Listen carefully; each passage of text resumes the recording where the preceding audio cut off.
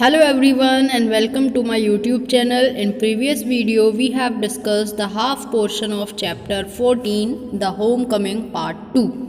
In this chapter there are two characters, Fateh and Makhan, his younger brother. Okay, so इसके previous part में हमने पढ़ा था कि फ़तेह कैसे अपने आंट के यहाँ रह रहा था, उसको क्या क्या चीज़ें याद आ रही थी और वो एक अजनबी के तरह रह रहा था. He remembered the glorious meadow where he use to fly kite all day. उसको वो सब याद आ रहा था कि वो कैसे नदी के किनारे खेला करता था, काइट फ्लाई करता था.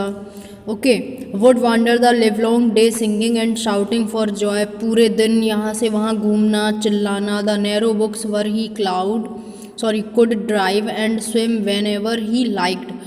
बोट्स चलाया करता था रिवर में. He thought of the band of boy companies over whom he was despot, and above all thoughts of even that tyrant mother of his who had such a prejudice against him filled his mind day and night. और सबसे ज़्यादा उसको अपनी माँ की याद सता रही थी. A kind of physical love like that of animals longing to be in the presence of the loved one.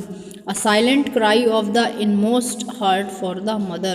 उसको सबसे ज़्यादा अपने माँ की याद आ रही थी. Like the lowing of a calf in the twilight, this love, which was almost an animal instinct, stirred the heart of this shy, nervous, thin and ugly boy.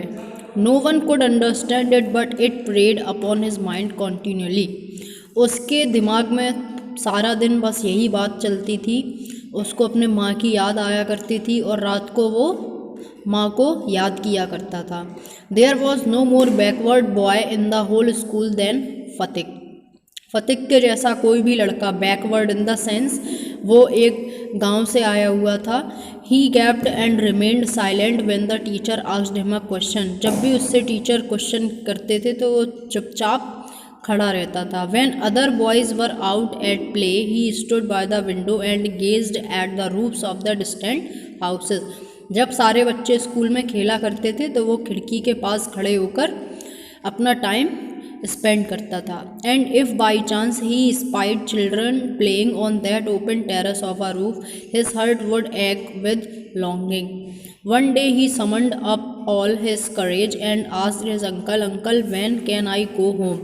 एक दिन वो अपने अंकल से पूछता है कि मैं अपने घर कब जा पाऊँगा.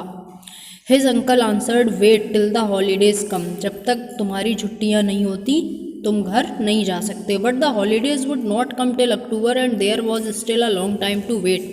छुट्टियाँ अक्टूबर में होने वाली थी और अभी अक्टूबर आने में बहुत टाइम था. One day Fateh lost his lesson book. Even with the help of books he had found it very difficult to prepare his lesson. एक दिन फ़तेह की बुक खो जाती है और उसको अपना चैप्टर कंप्लीट करने में बहुत ही डिफ़िकल्टी होती है. But now it became impossible. Day after day the teacher caned him unmercifully. He became so abjectly miserable that even his cousins were ashamed to own him. तो उसको फिर उसके टीचर डेली पूछा करते हैं बुक मिली कैसे खो गई, तो उसको टॉर्चर सा लगता है. और इवन उसके जो कज़न्स उसके साथ स्कूल में पढ़ा करते थे उनको भी ये लगता था कि मेरा भाई इसने बुक खो दी. मीन्स उनको शेम फील होता था. दे बिगेन टू जियर and insult him even more than the other boys did. वो और लड़कों से भी ज़्यादा उसको चिढ़ाने लगे, इंसल्ट करने लगे उसके खुद के cousins. At last he went to his aunt and told her that he had lost his books. और लास्ट में वो यह बात अपनी आंट को बताता है कि मेरी बुक खो गई है या मैंने बुक खो दी है. आगे का टॉपिक पढ़ने के लिए keep watching the videos. Till then bye bye, take care, have a good day.